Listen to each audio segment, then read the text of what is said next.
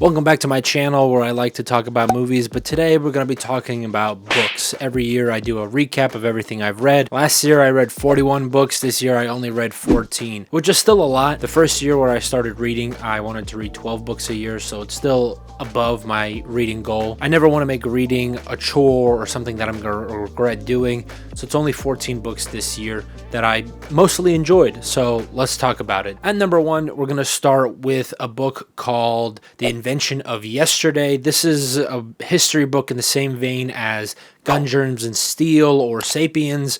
It's basically a very broad, very quick overview of history and it's all of its major events. The author here believes that our collective narratives about the past affects how we see the future, which of course holds some truth to a certain degree. But when it comes to The Invention of Yesterday, it is just another one of those books from a very modern perspective. I didn't hate it. I enjoyed it. It's nice to see another perspective from it, but I think I want to start going into more detailed history, specific eras, specific times, and maybe even very specific people like Napoleon or Stalin. These are people I'm very interested in reading. So I would put this somewhere in the middle. If you like history, I would recommend it. If you don't have a good grasp of history on a large scale, how people talk about it, this is also another good book to read, but I wouldn't highly recommend this unless you're seeking something like that. And number two, I've got Animorphs. Now, obviously, this is a book made for children. This is a book I read as a child, and I just wanted a little bit of trip into nostalgia. This was a lot of fun because growing up, I really liked animals. I wanted to be a veterinarian.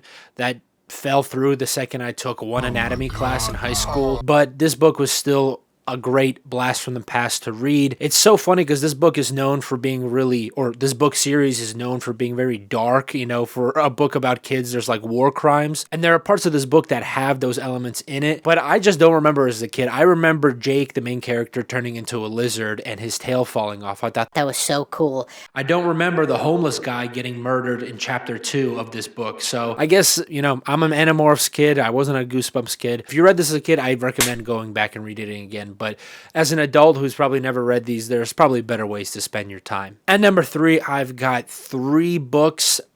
These are from the same author, so I want to talk about them in conjunction, and it is Wind and Truth, Isles of the Ember Dark, and The Emperor's Soul, all written by Brandon Sanderson. This might get some controversy, this might get some people upset, but I'm no longer a fan of the Cosmere series. I really wanted to finish it this year. I really only have left to read with this era of it is the Arcanum Unbounded, but I don't like where Brandon Sanderson is taking the Cosmere, and I'll give specific examples from each one of the books. So starting with Wind and Truth, I don't like how many of modern day terminology are just being widely used and accepted in a medieval fantasy setting, which is not consistent with the tone from the first 3 books, I would say. You've got one of the main characters, Kaladin, walking around talking about therapy. You've got Yasna installing democracy. Those ideas wouldn't be terrible, but the fact that it's the same terminology and it's also immediately helpful and immediately implemented by the people in the world, I just find that very ridiculous, and it kind of destroys the whole point of the medieval fantasy setting. Yasna, literally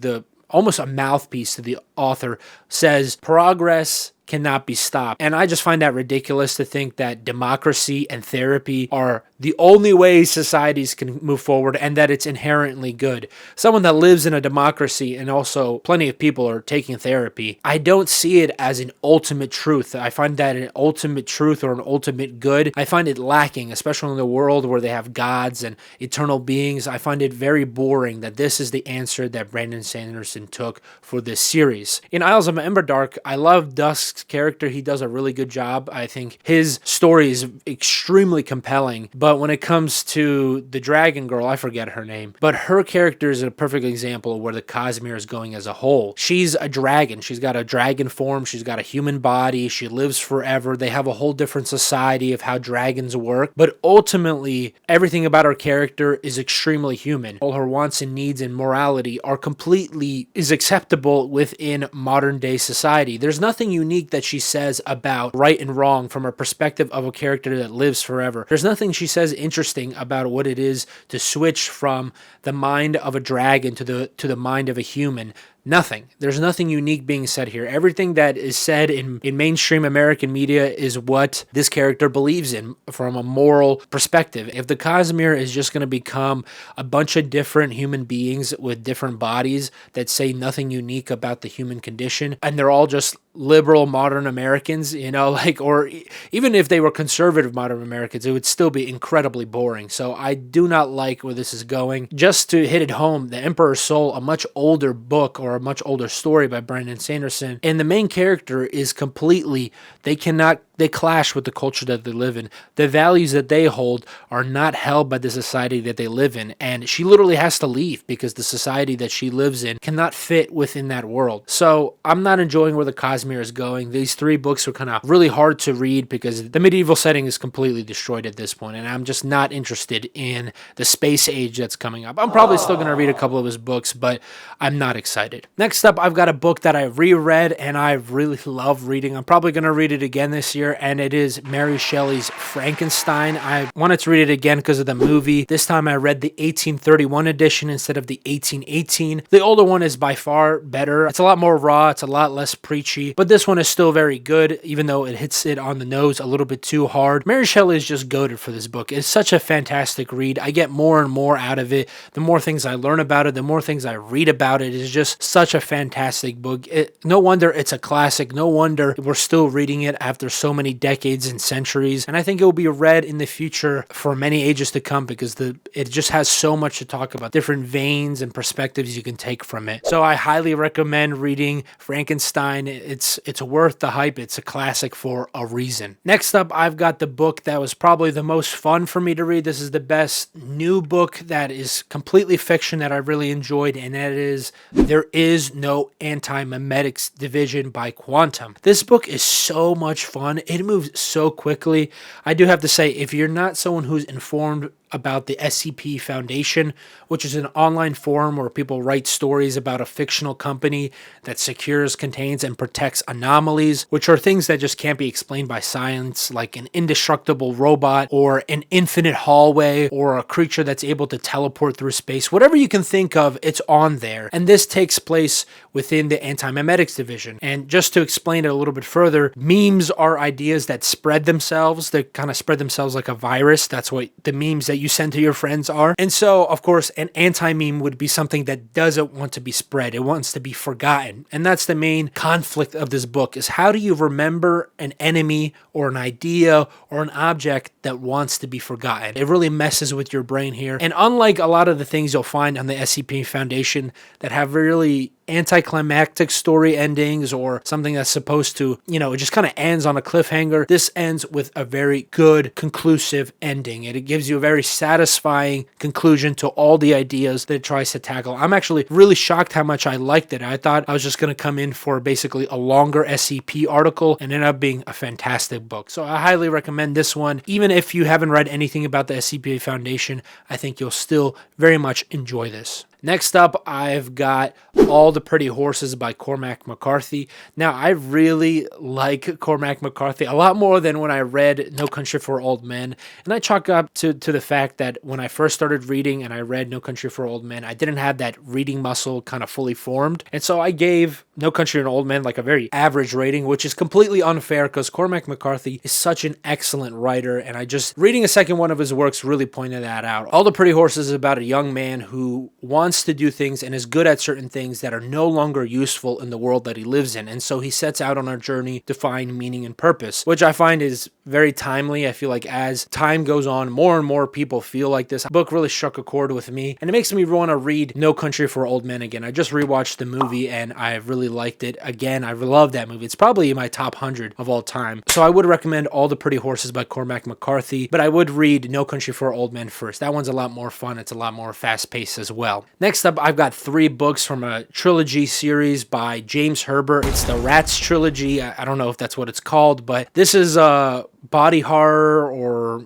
just horror book series about gigantic mutant rats. Why did I read 3 books that are almost identical in story? About gigantic rats murdering people. I think it's because much of what I read when I was first reading was Stephen King when it came to horror, and then this is just so different when it comes to it. There really is no morality around the rats murdering people. They murder good people, they murder bad people, they murder regular people, they murder rich people, and it just has this big shock value, and I think that's what I really liked about it. I just wanted to read something maybe a little bit controversial, something with a lot of shock value to it. I don't think it went over the board where it felt like I was reading something that was completely grossing me out. There still is a story in here, though it's not super important, and I just really enjoyed it. Would I recommend reading all 3 of these books? No. If you're interested in horror, maybe read the first The Rats book. Apparently it was super influential in Great Britain and London when it came out, so there's that, but I wouldn't highly recommend this to anybody that isn't already interested in something like that. Next up, I've got The Daily Laws by Robert Greene. Actually, I have the physical copy here.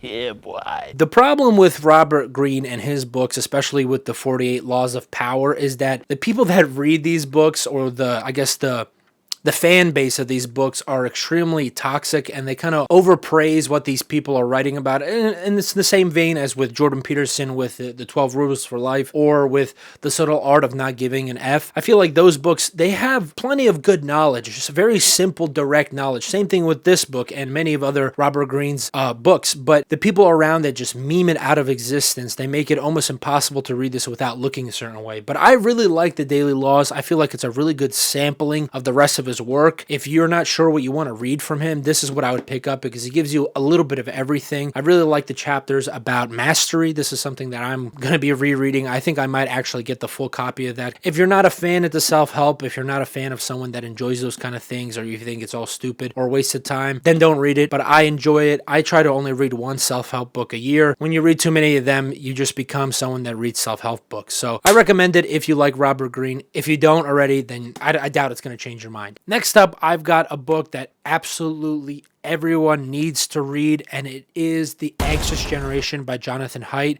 He is probably my favorite nonfiction writer. Every one of his books are fantastic. The Coddling of the American Mind, The Happiness Hypothesis, The Righteous Mind. I think all of those books are fantastic, and The Anxious Generation is his next great work. This basically covers how the young mind, the developing mind, is affected by social media, and also just how adults in general are affected by social media. I love that he divides the differences, how it affects women with their physical image of themselves, with their image of beauty, and also how it affects men and their ability to tackle responsibility or purpose. And so I think this book is really fantastic. I would highly recommend it to anybody that's under 20. I mean, everyone should honestly read this book. It is so informative. It is so important that we are going into the future. If the next generation of parents need to read this, because our children will be growing up in a world that is completely saturated by social media. And the last book that I'm going to talk about today is The Ballad of Black Tom. This is cosmic horror. This is something that I read right at the end of the year, something that I just threw in. It's a very short book, and I don't know why I read so much horror, cosmic horror, body horror, psychological horror, but I guess that's just where my mind was. The Ballad of Black Tom has really great cosmic horror. Where I say it lacks is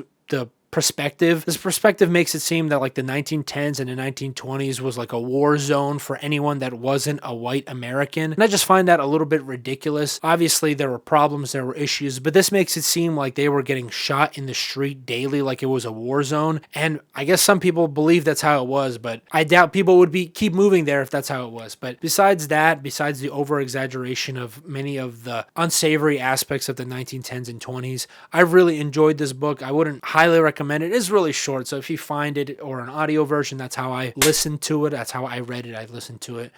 I don't know. I would give it somewhere in the middle of the pack. Not highly recommend it. And that's everything I read this year. My top 3, if it wasn't obvious enough: The Anxious Generation, Mary Shelley's Frankenstein, and There Is No Anti-Memetics Division. I think all 3 of those books are fantastic. You should definitely pick those up. But let me know what your top 3 reads are. If you read anything, maybe if you only read 1 book, drop it in the comments down below. Let me know what you think about what I read, what you're planning to read in 2026. Wow, it's already 2026. Let me know in the comments down below. And as always, thank you for watching.